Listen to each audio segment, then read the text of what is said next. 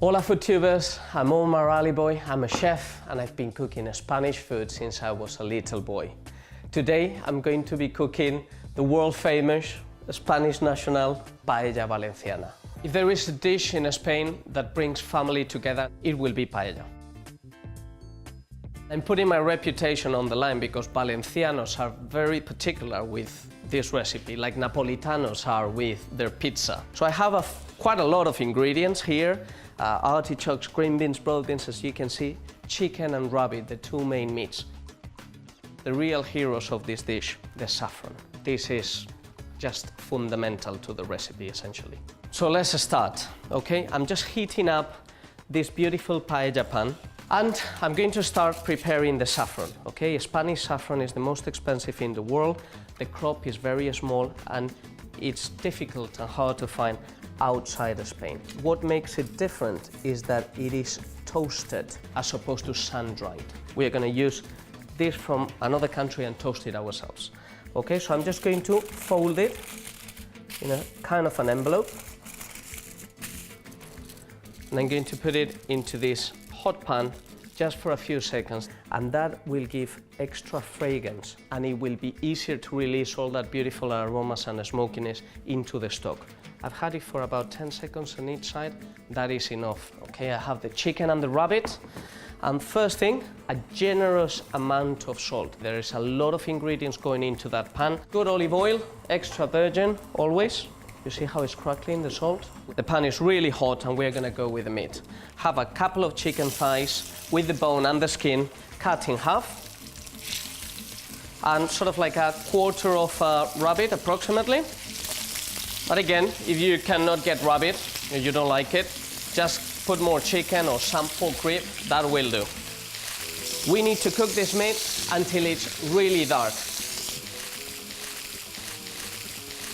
This high heat has given the meat a really nice brown caramelized color and flavor. I'm just gonna make a little bit of a space for the veggies. I have some runner beans already prepared and some broad beans, and I want this to get really brown again. At this point, I need to add the artichoke, very fundamental ingredient in the paella. Take the outer leaves from the bottom of the flour. Gonna cut the stalk, peel this stalk. You can do it either with a paring knife or with a peeler. Cut the artichoke around here, peel it with a paring knife on the outer part, and leave sort of like a diamond shape, like a mushroom. Cut it in half, cut it in quarter, and this inner hair, which is inside, which is not edible, we just need to remove it. Just going to do the same with all these quarters. I'm going to add a couple of artichokes in total so that it all browns nicely. This is not a recipe that needs a lot of stirring, actually. Otherwise, juices will be released and it will start poaching and boiling. Now, that's not what we are looking for. I'm gonna go with the next ingredient, garlic. Very important in Spanish cuisine. I'm just gonna finely chop it. A couple of garlic cloves for this recipe will be sufficient. I've put the heat down, give it a little stir, and I'm not gonna leave it there for too long. Maybe just about a minute or 30 seconds even, depending on the heat. Pimentón, smoked paprika, as the world knows it. That's what gives fantastic flavor to a lot of Spanish recipes. Give it a little stir, and I'm going to add straight away the grated tomatoes. I have 2 grated tomatoes over here, and I think I'm only going to use half. Put the heat right back up, and now it's time for a stirring. As well, this tomato will cook in about 2 minutes, no more. Take a look at this. Really nicely browned, loads of color, loads of depth. You know, even the veggies, they are no longer green. This is not an al dente, good looking type of thing. All those reds, all those browns means flavor. I have a stock here. I'm just gonna pour this chicken stock, 1.5 liters. Give it a little stir. Let's go back to the saffron. Gonna use about 1/2 gram, crush it a bit so that it spreads out a little bit more. Let's bring this to the boil and add the rice. And now with the rice, okay? I'm going to be using about 250 grams, which is half of this package. But if you don't find a Spanish rice or something that is called paella rice, just use a short grain rice, okay? Never use basmati or jasmine or long grain in general. It's one of the rices which absorbs most water. Take a quick look. Look at the color. I'm just going to add about 250 grams of this rice. Give it a little stir. Make sure it spreads quite nicely. Just leave it for a couple of minutes so that the rice flattens and evens, and then we'll just let it be.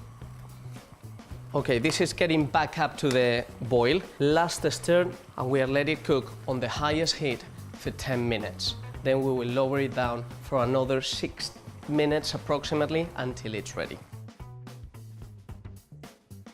You can see here that this part, the water is below the rice and that one is just over there. It's very important that you don't stir your paella at any point after the beginning, because otherwise the rice will release the starch and it will become stodgy. We are going to add the rosemary, 3 sprigs. We are going to create a little bit of a lid. I'm going to lower down the heat because this rice will still need about 5 minutes on a low heat and another 5 minutes resting.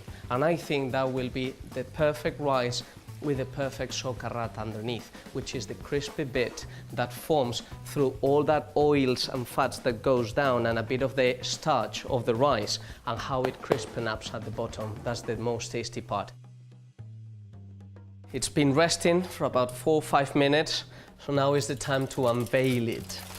It smells beautiful. The rice looks like it's perfectly cooked. You can see a bit of the burnt bits on the sides. That's exactly what I was looking for, I have to say. And the socarrat on the bottom. Normally, you just take the rosemary off, put it into one side, and you serve a mix of the top, the bottom, the side, the center, just so that everyone gets a bit of this part. A nice piece of meat, a little bit of the rice, mixed with the socarrat, always scraping the bottom. In many families, they like it with a wedge of lemon. They will put it on the side and you squeeze it yourself, okay? So we'll never squeeze it all over. It's amazing how tasty this rice dish can be. Every aroma, every fragrance of spices, vegetables, I mean, it's all in. And there you go, paella, a Spanish national dish. If you want me to make any other Spanish recipe, please say it on the comment box below and I'll do my best. If you're looking for a great drink to go with this paella, go into DrinksTube and there is a fantastic daiquiri. This recipe and loads more classic Spanish dishes are in my book, Tapas Revolution.